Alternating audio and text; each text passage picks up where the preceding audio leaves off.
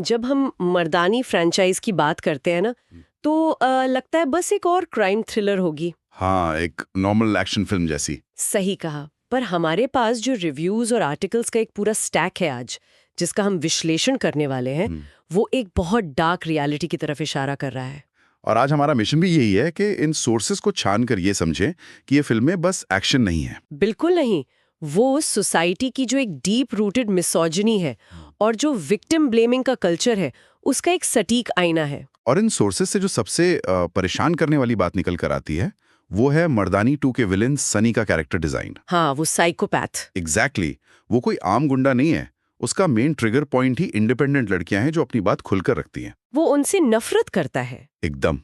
और विशाल जेतवा ने उस डार्क माइंडसेट को पकड़ने के लिए जो किया, वो तो मैंने आर्टिकल्स में पढ़ा था, वो एकदम एक्सट्रीम लेवल की प्रिपरेशन थी। हाँ, उन्होंने खुद को एक कमरे में बंद कर लिया था।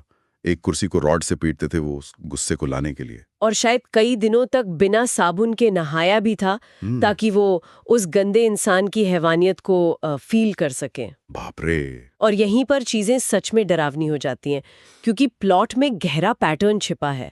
एक तरफ सनी का ये एक्सट्रीम वायलेंस है, और दूसरी तरफ खुद पुलिस फोर्स में इंस्पेक्टर शेखावत की वो कैजुअल मिसोजिनी। वही ना, शेखावत का बार बार ये पॉइंट आउट करना कि औरतों को उनकी औकात में रहना चाहिए। ये दिखाता है कि क्राइम्स किसी वैक्यूम में नहीं होते हैं, अचानक से। सही बात है, वो हमारे आसपास के इसी कैजुअल सेक्सिज्म से ही ब्रीड होते हैं।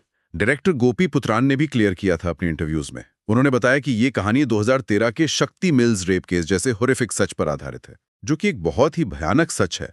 पर इस डार्क रियलिटी को दिखाते वक्त फिल्म ने टिपिकल बॉलीवुड ट्रैप को अवॉइड किया। मतलब औरतों को सिर्फ मेल गेज को सेटिस्फाई करने के लिए नहीं दिखाया गया। एकदम।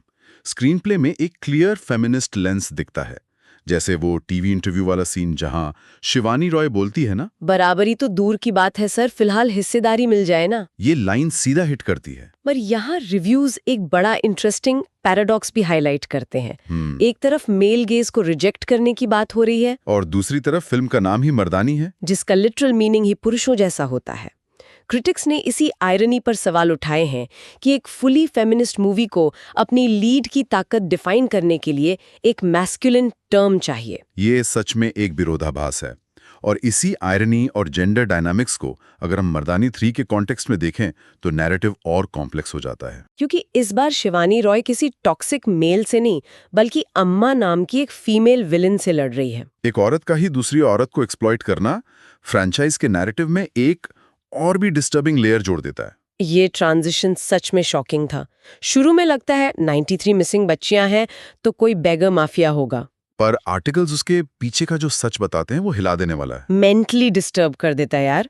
वो mafia actually illegal cancer treatment trials चला रहा था। उन छोटी और हेल्पलेस बच्चियों पर सीक्रेटली एक्सपेरिमेंटल टेस्टिंग हो रही थी। ये ह्यूमन ग्रीड की ऐसी एक्सट्रीम लिमिट है जहां ह्यूमन लाइफ बिल्कुल डिस्पोजेबल बन जाती है। और इस साइकोलॉजिकल हॉरर और एक्सप्लॉयटेशन का सबसे बड़ा इम्पैक्ट तब दिखता है जब हम रामानुजन के कैरेक्टर आर्क को देखते हैं। वो बेचारा सीधा साधा इंसान जो सिर्फ उन बच्चों की मदद करना चाहता था, और एंड में खुद उसी एक्सपेरिमेंटल इंजेक्शन का शिकार हो जाता है।